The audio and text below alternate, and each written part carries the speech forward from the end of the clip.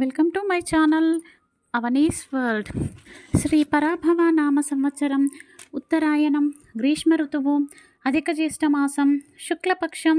ఈరోజు అష్టమి, మఖా నక్షత్రం, శనివారం అండి. అష్టమి తిథికి భైరవుడు అధిపతి, మఖా నక్షత్రం శనైశ్చరుడు. సో ఈరోజు మనము కాలభైరవ నామాన్ని జపించాలి. ఈ నామాన్ని జపించడం వలన కాలభైరవుడు కాలానికి అధిపతి. కలియుగంలో అధిక శక్తి ఉంటుంది. ఏదైనా పితృదోషాలతో అకాల మృత్యు గండాలు ఉంటే వాటి నుంచి విముక్తిని మనకి ప్రసాదిస్తాడు, ధర్మాన్ని గెలిపిస్తాడు, మనల్ని కాపాడుతాడు. ఈ కాలంలో కలియుగంలో కలిపురుషుడు అన్నింటిలో ఉంటాడు. బంగారంలో, ధనంలో, ప్రతి వస్తువులో ఉంటాడు. అది ఎక్కువైనప్పుడు కాలభైరవుడు కంట్రోల్ చేస్తూ ఉంటాడు. ఓం కాలభైరవాయ నమః, ఓం కాలభైరవాయ నమః, ఓం కాలభైరవాయ నమః. ఇక ఈరోజు మంచి మాట. మన జీవితంలో చాలామందికి చాలాసార్లు మాట ఇస్తూ ఉంటాము.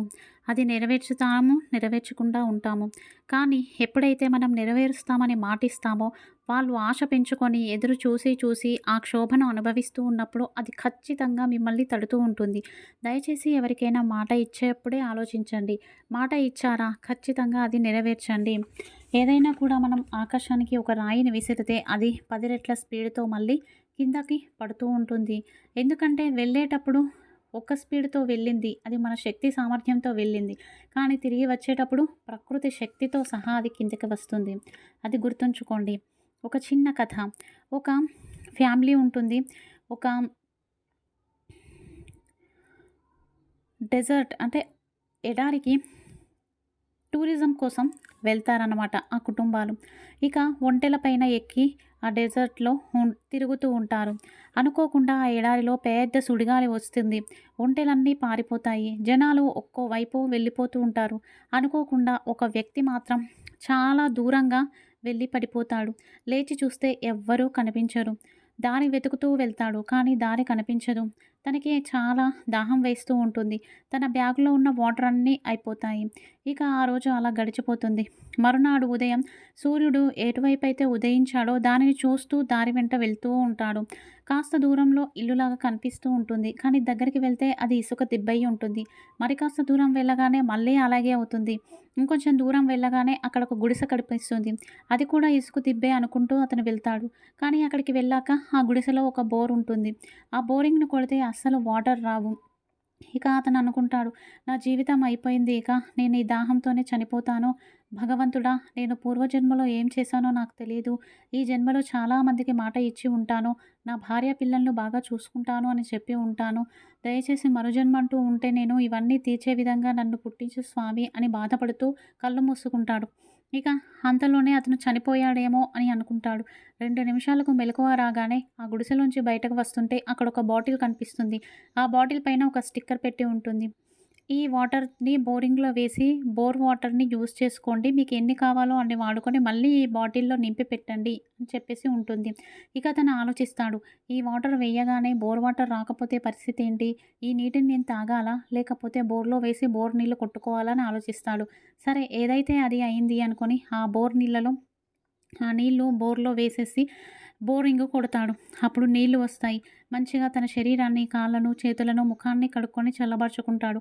నీళ్లు తాగుతాడు. తన బాటిల్లో కూడా వాటర్ నింపుకొని ఆ బాటిల్లో వాటర్ నింపి అక్కడ పెడతాడు.